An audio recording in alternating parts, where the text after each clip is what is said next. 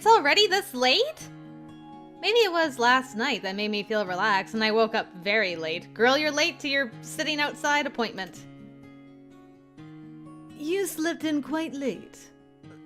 Yeah. When I clammed up, a questioning look was directed at me. I felt somewhat guilty and my voice choked more and more. I can't say that I spent the night with a political opponent. Yeah. That was kind of why I was saying Seth is dumb. I don't know what the culture here is, but in most situations where someone is the wife of a high-ranking official and there's a known political opponent, if someone sees the wife of said high-ranking official and a political opponent's son in a room at an inn for many hours, you're only gonna think one thing. It could be no bueno, okay? So I'm just that's kind of dumb. You took her to a public place where everyone knows who you are and it knows who she is, and I'm like, yo, this could get bad. But in this situation, Esther or somebody was shadowing her, so Noel already knows what went down and that nothing actually happened. He'll just see if she'll tell him the truth or not, probably. And I definitely can't say I was in an inn with another man, moreover, the son of that minister. Yeah. I mean, the smart political play would have been for him to arrange for somebody from his house to escort her back to Noel's house, and that would be the end of it. I mean, it's within walking distance. It's not that far. Arrange a carriage or whatever. Whatever you gotta do. But what... He's very honest. He was very honestly worried for her and took very good care of her in the best way he knew how. There's no doubting his sincerity. But as far as politics are concerned, that was just a dumb play. I had nothing to hide, but I didn't feel like speaking to Noel about it. Girl, speak to him about it. He'll understand. It'll be fine. Sheesh. Besides, he would have laughed at me anyway, saying, "You were with the minister's immediate family and you couldn't negotiate anything." Alright, I'm going to the minister's place. As I left the room to escape while changing my clothes, I felt a strangely strong gaze on my back. Girl, this is trouble. Girl, getting yourself into trouble. I'm not really sure why I'm hurrying just to be told that he's not home again. However, I noticed that the deadline was approaching. Uh-oh. Is it choppy chop hair time again? I'm exhausted. I could lay down right here and fall asleep. I was tired enough to think such a foolish thought. Drooping my shoulders, I laughed, mocking myself. I'm getting soft. Of course Noel would laugh at me. At that time, 2 large shadows appeared before my eyesight on the ground. Is it the masked knight? It is the masked knight. Okay. So the same guys are harassing her. So the winning strategy was to run away. I guess Seth is coming to her rescue yet again. This is when I made up my mind. Hey! What's up? Hey, you! I looked toward where I heard the voice and saw Seth running toward me. Seth? Oh, okay. Hi, our first CG, officially, with this boy. I'm pressing the wrong buttons. There we go. Hey. Alright, I mean, quick thinking. Just being like, hey, where have you been? What are you doing here? You're late, so I was coming to get you. Huh? Oh, she's with someone. That's right. Well, what do you want with my precious girl? Huh. Whatever, let's get out of here. Oh, really? Oh, that's good to hear. Thanks. I truly appreciate your hard work. Huh. The men swore at Seth's arrival. At least you guys didn't get beat to a bloody pulp this time. Despite that, they moved away from me, perhaps due to his laid-back attitude. Seth. Sorry, put up with it for a bit. I'm not very strong. The apology whispered in my ear makes my heart warm. He went out of his way to help a girl who'd been nothing but a hassle to him. Understanding this, I felt tears well up in my eyes. Perhaps due to the contrast with the cold Noel, but it seems the walls of my heart are becoming fragile to kindness. Then is it okay if I go here? Seth puts his arm around my shoulder to show off and smiles at the men. It must have been difficult for the men to do the opposite, since their opponent was defenseless and friendly. While muttering and complaining, the two men disappeared. Sorry to say such weird things. Eventually, when the men were out of sight, Seth removed himself from me. Suddenly, I felt a chill in my shoulders and rubbed where his hands had been touching. I mean, what'd you think, girl? Sheesh, just say thank you. Nice. Thanks. Hmm? I know it's your beauty to be able to thank anyone with open arms, but maybe I had an ulterior motive for helping out. You're not that kind of person. You got me beat. So, what are you doing at this time? I was thinking of going to Minister Orta's place. At this hour? This is usually the time you go home. Why are you... Huh? What? Unless this is like very early morning and I'm just confused. Of course. The exhaled breath is heavy. I silently looked at Seth, who covered half his face with one hand, and now he told me with a serious look on his face as if he had consciously tightened it. You know, I'm not gonna tell you not to come anymore. But maybe not the back roads, you know? The big main street. I'm sorry. I just thought that I had to hurry. The thought of making Seth be astonished made me feel more depressed than Noel's cold treatment. Nevertheless... Being a girl and all, you should be more aware. If something happened to you, I mean... You know, it'd be kinda bad. As soon as I realized that he was worried, I was strangely happy. Seth's basic human decency was in complete contrast from Noel, like night and day. Yeah, you're really drawing that line in the sand, Naala. I see you, girl. I see you. I'm being serious here, yeah? I'm sorry. It's just been a while since someone's been concerned for me. You know... He doesn't really... worry about you? Huh? Your husband. Noel? Yeah. I mean, he doesn't say anything about you going out at this time. Yeah. I am reporting to him for the time being.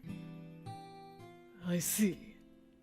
When I answered in the affirmative, his masculine eyebrows furrowed. Such masculine eyebrows. The expression of discomfort on his face was unusual for Seth. Noel is my husband, and it'd be bad to leave a bad impression with the son of his negotiations partner. Noel hasn't done anything wrong. I came here on my own today. As I cover for Noel, Seth looks more and more sullen.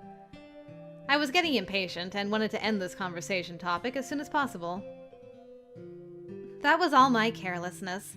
It's all my fault. I'm sorry to have bothered you. I don't mind. Seth, scratching his head gingerly, still looked unconvinced.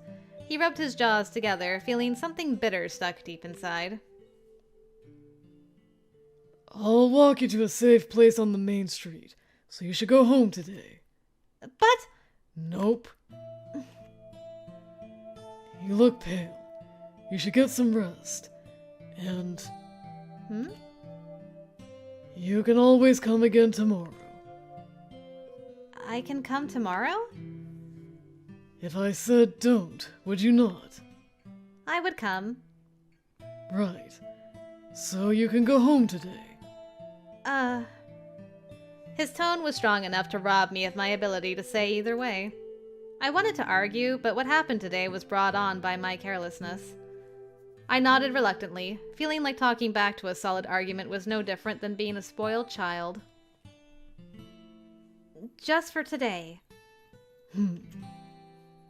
I was reluctant to do so. I couldn't cause any further inconvenience to the negotiating partner. He's very deft at, working out a compromise. Like, hey, what if you go home today? I won't say don't come tomorrow. You can come tomorrow.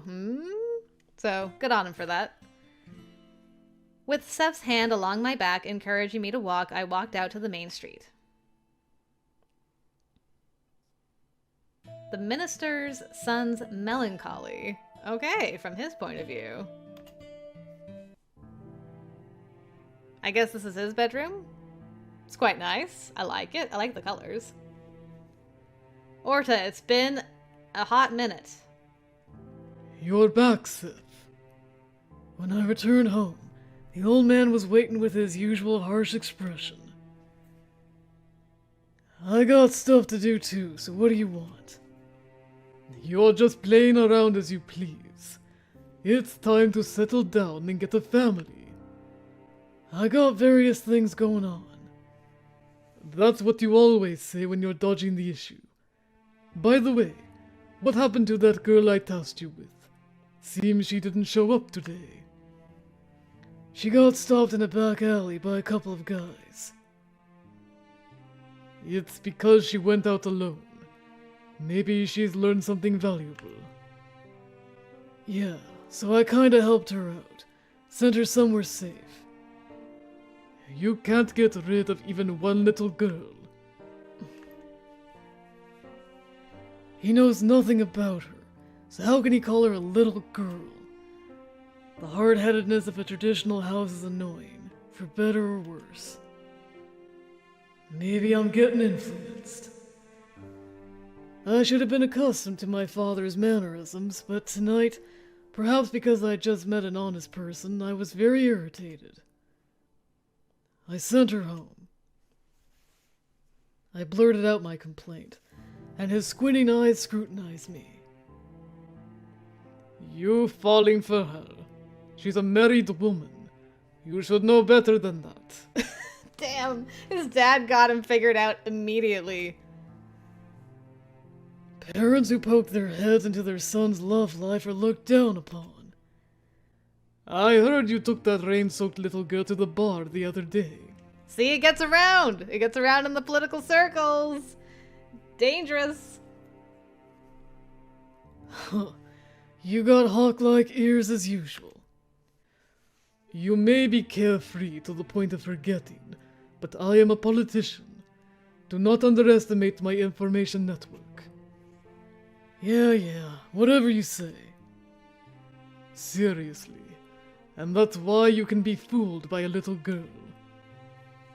That girl isn't so foolish as to ridicule others, unlike a certain someone. It had been a long time since I'd spoken back so clearly. It had been several years. Or maybe even more than a decade. The old man had implicitly despised me as a fool, and I thought he'd be pissed, but he stroked his chin in a manner that, well, I didn't know what he was thinking. While wondering why I wasn't leaving, I uttered a complaint that I'd been thinking about for a while now. That girl's got a strong will, and is trying to meet up with you. If you're a minister, why don't you meet her instead of sneaking away from her? Even if I listen, there's nothing I can do. I cannot respond to her request. I wonder. My guess is that it's the king's will that's driving her to want to talk to you. The king says that the rot is an epidemic, and that there is a cure. Just like a certain someone once before. Can't really call it a disease until a cure has been found. Now I'm starting to wonder if Steph's mom died to the rot. But, Seth, whose side are you on?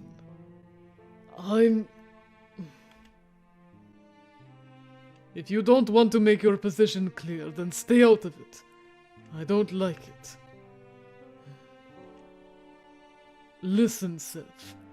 That girl is demanding we give up our current position. If you actually listened to her, maybe you would.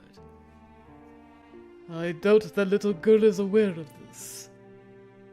But if I were to consent, it would be myself, you, and Mina who would be at the disadvantage. We can't let our temporary feelings steer us wrong, no matter who we're at odds with. Agreed, huh? Yes. As a minister, I have to protect our country's interests, and as the head of our family, I have to protect us.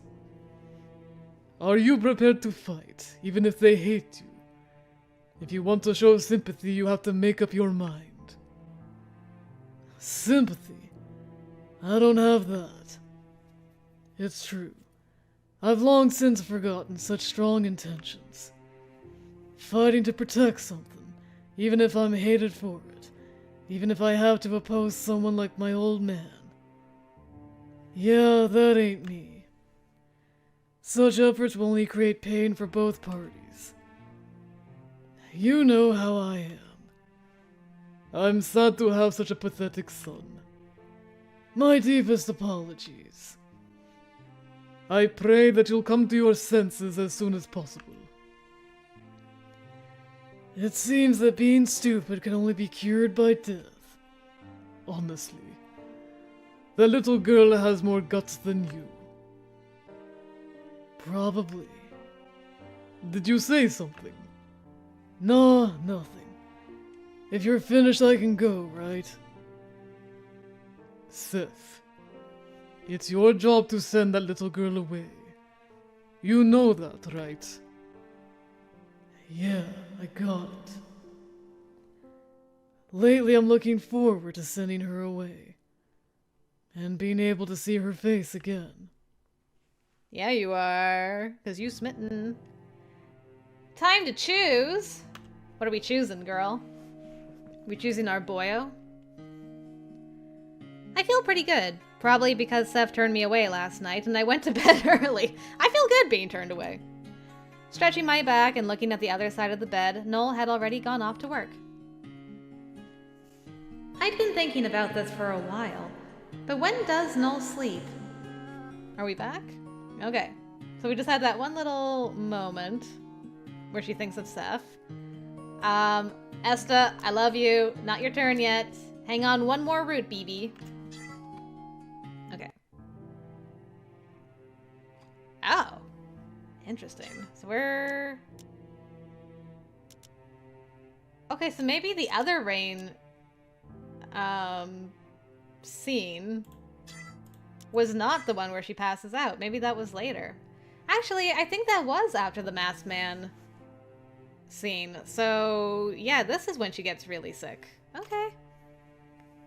So she passes out this time, and instead of Noel coming for her, it's the minister's son's night. He comes and rescues her. You brought her in, didn't you? Oh boy. Well, I wish you luck, sir. I wish you luck. I'm so nervous for him. Okay, he hasn't brought her in yet. He's just watching her. Okay. She continues to sit upright in the rain.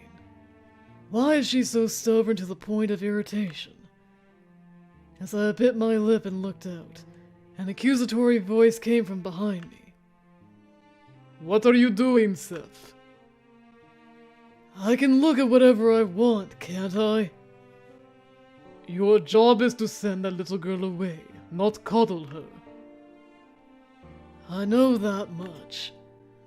I hate half-assed efforts. And that's why I'm doing what you asked. I'm talking about feelings. Feelings? It's your indecisive nature. Me? I don't need your backtalk. Listen, Seth. Even if that little girl collapses, leave her be. What? She is an enemy to this house. Are you on her side? What? I'm asking if you're planning on going against me. I think Orda would actually be happy if he did. Because he's taking action. He's taking a side. I think he would actually be happy. I think that's why he's goading him, like, hey, you gonna do it? You know what? I'm just gonna press all your buttons so you do a thing. Poke, poke, poke, poke, poke. You can't answer. The sound of the rain is so abominable, only today. I turned away from the old man and saw that girl's body wobbling in my field of view. Awkwardness, impatience, frustration. A mixture of all kinds of emotions that make it hard to see straight. The shadow which made me restless eventually collapsed as if it had lost all its power. Oh! She collapsed. I told you! I began running for the door, as if my body were moving on its own. Wait. My hand on the body stiffened at this natural restraint. Where do you plan on going? There's no need for you to go.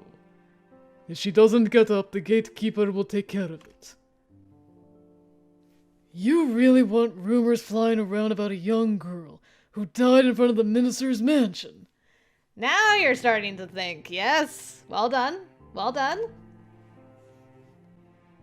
She came here on her own, and she collapsed on her own. It has nothing to do with us. But You'll go out there and do what? Half-hearted measures are nothing more than self-indulgence. the old man isn't wrong. I know that in my mind. But